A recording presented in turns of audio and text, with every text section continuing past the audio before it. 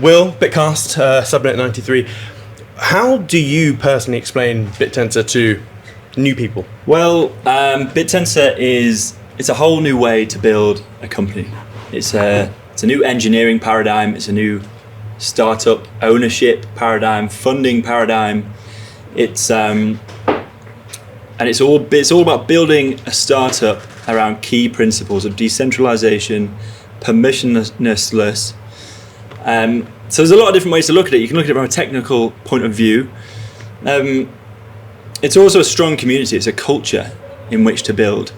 And although it's a strange way to build a company, I think what we're going to see now, and what we're starting to see come through, are really, really strong, scalable, decentralized companies that will outcompete the more traditionally set up startups. And so with Bitcast, you are effectively trying to get as many eyeballs as possible for your clients. So can you, in a nutshell, explain what does Bitcast do to get those eyeballs? Yeah, so the resource that we deal in is attention. So our subnet, our miners, they're not ML engineers or devs, they're content creators. So they're YouTubers or ex-content creators. And the value that they can bring is the audiences that they've been building for potentially a decade or more. And so we create, our subnet is a market essentially for attention. And we sell that attention to brands that want marketing.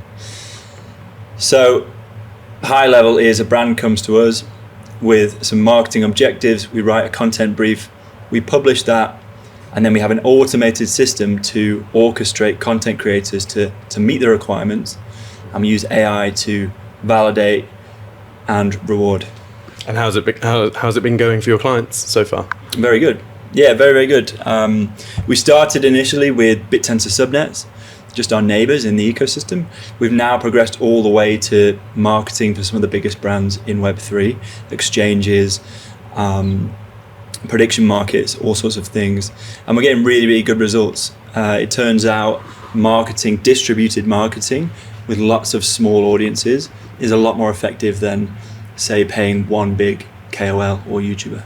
I guess it's because the relationship with your miners, their relationship with their viewers is a lot deeper than, let's say, a celebrity would have, perhaps. Yeah, exactly that. It's easy to go and pay one big KOL for a campaign with millions of subscribers, but they only have one half of the value. These small content creators, they've got trust.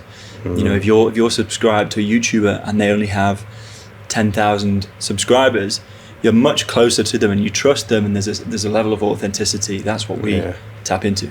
So you've recently ventured into X as a medium to do your ads for.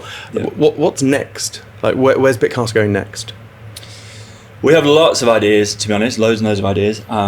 We want to expand to more platforms. We've been looking at Twitch. We've been looking at TikTok. No decision made on the next move there. There's a few ideas floating around. But also, we just have our hands full. We've got lots of demand coming in, more clients onboarded every month.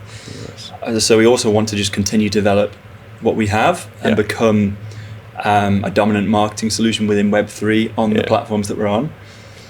But expansion into more social platforms, and also expansion into Web2 marketing, finance, AI, tech.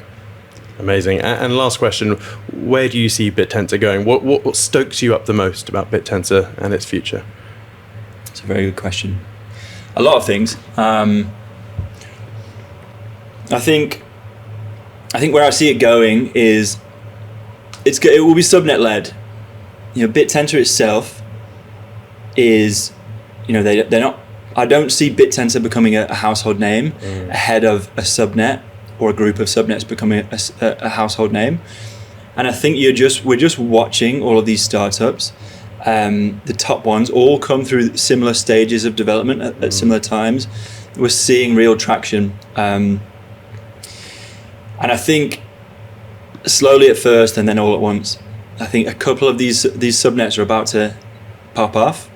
And I think once the ball starts rolling, momentum will pick up, and it will be the subnets that drag Bittensor up. Bittensor perhaps Bittensor stays a bit more in the background. It's infrastructure at the end of the day, and maybe it'll be the subnets that are the real stars of the show and become big names. So like the Linux of AI, effectively. Exactly. Yeah. Your mum doesn't know what Linux is. Yeah, but she uses it. She uses it.